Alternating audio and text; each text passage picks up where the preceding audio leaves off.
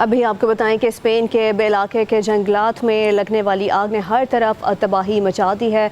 2 रोज़ पहले शुरू होने वाली खौफनाक आग अब तक 6425 एकड़ रकबे को अपनी लपेट में ले चुकी है। मज़ीद जानते हैं नुमाइंदा पब्लिक न्यूज़ कमर फारूक से। कमर फारूक, अपडेट कीजिएगा, क्या सूरत हाल इस वक्त?